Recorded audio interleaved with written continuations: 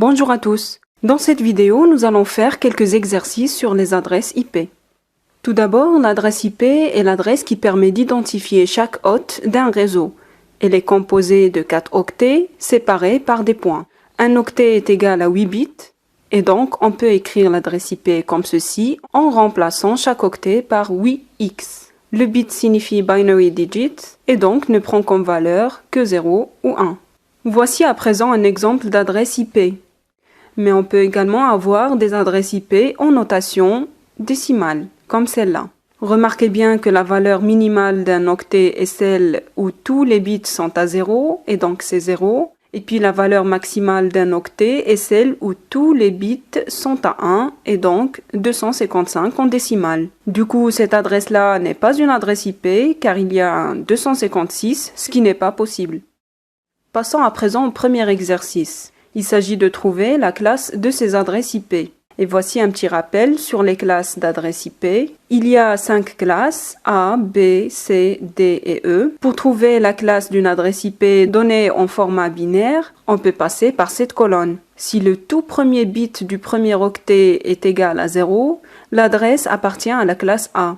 Et donc on peut déduire facilement que la troisième adresse vérifie bien cette règle. Pour la classe B, on doit nécessairement avoir dans les deux premiers bits la valeur 1 suivie par 0. Et donc 1, 0. Ici, on a ces deux adresses de la classe B. Maintenant, pour la classe C, les adresses IP commencent toujours par 1, 1, 0. Ici, comme exemple, c'est la quatrième adresse. Et puis pour la classe D, qui est une zone d'adresse dédiée aux communications multicast, les premiers bits sont 1, 1, 1, 0. Ici, c'est la deuxième adresse. Puis enfin, la classe E qui est réservée aux expérimentations a les 4 premiers bits à 1. Ici, on n'a pas d'adresse de cette classe.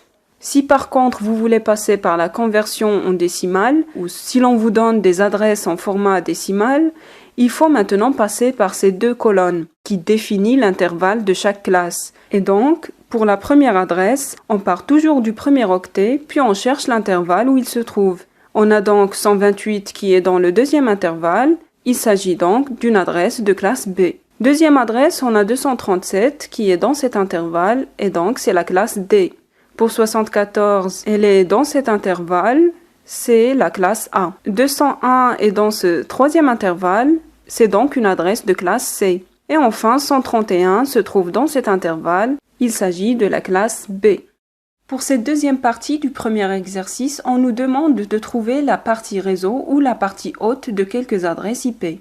Commençons par ce petit rappel qui va nous aider à trouver facilement les réponses. Pour la classe A, la partie qui identifie le réseau est le premier octet, la partie en gris, alors que la partie hôte est identifiée par les 3 derniers octets, la partie en vert. En ce qui concerne la classe B, la partie réseau est identifiée par les 2 premiers octets et la partie hôte est identifiée par les 2 derniers octets.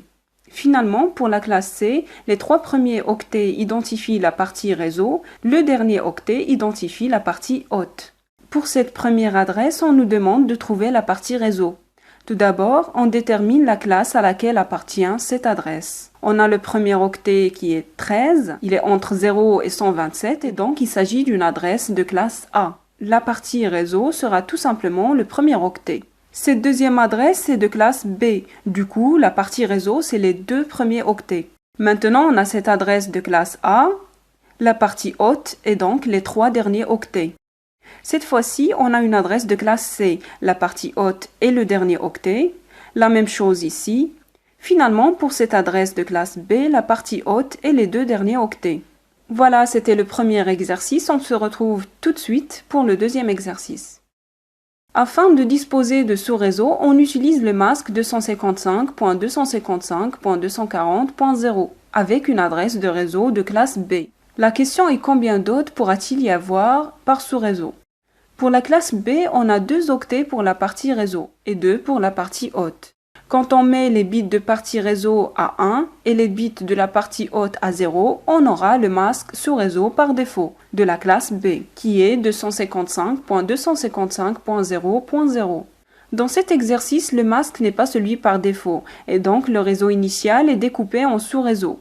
On va faire les calculs sur les 2 derniers octets pour avoir le nombre d'hôtes par sous-réseau. On a donc 240.0 On le convertit en binaire, ça donne 4140.80.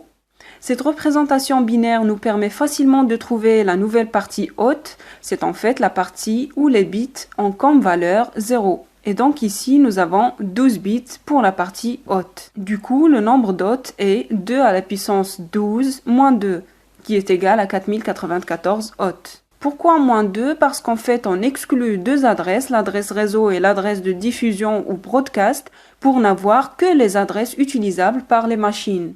Deuxième question, quel est le nombre de sous-réseaux disponibles? C'est simple, maintenant on va prendre la partie où les bits sont à 1. Ici on a 4 bits qui serviront d'identifiant des sous-réseaux et donc le nombre de sous-réseaux disponibles est 2 à la puissance 4 qui est égal à 16 sous-réseaux. Maintenant on a un réseau avec un masque 255.255.255.224. On doit trouver le nombre de machines pour un tel réseau. Rappelez-vous, pour la classe C, on a les 3 premiers octets qui identifient la partie réseau et le dernier octet, c'est la partie haute. Et donc, si on met les bits des 3 premiers octets à 1 et les bits du dernier octet à 0, on aura le masque de sous-réseau par défaut de la classe C, qui est égal à 255.255.255.0. Alors, dans cette question, on va s'intéresser au dernier octet. On a 224 qui est égal en binaire à 3150. Pour trouver le nombre de machines, on détermine le nombre de bits à 0.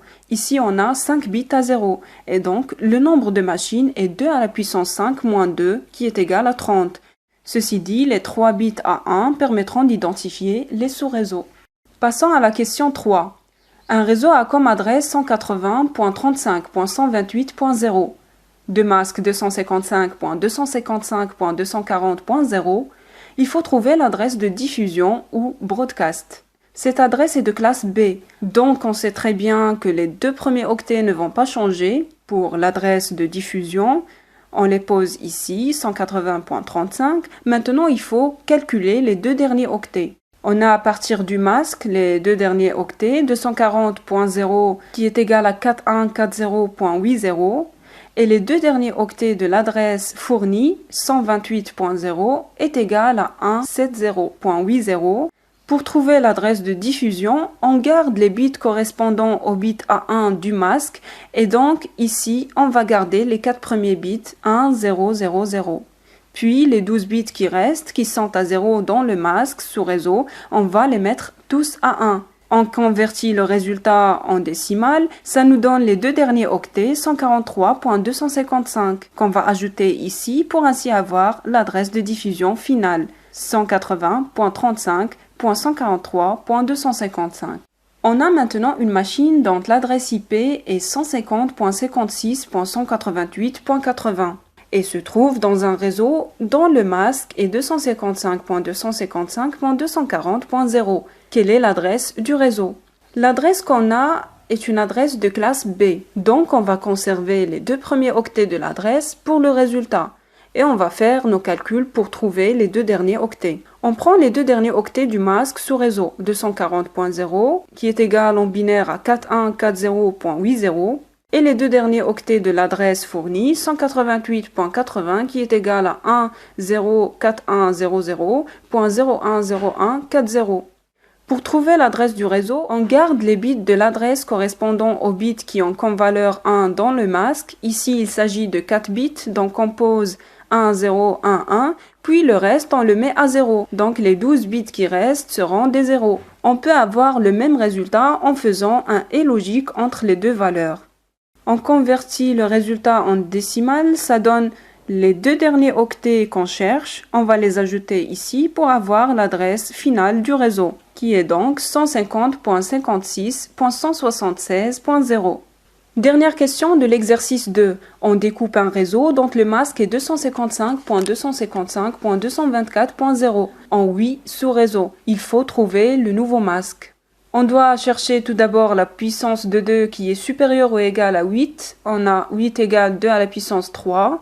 Donc on aura 3 bits qui s'ajouteront à la partie réseau du masque. On prend les deux derniers octets, 224.0 égale en binaire à 3150.80 et directement après le dernier 1 du masque, On va remplacer 3 bits qui sont égales à 0 par des 1, ce qui donne 6100.80.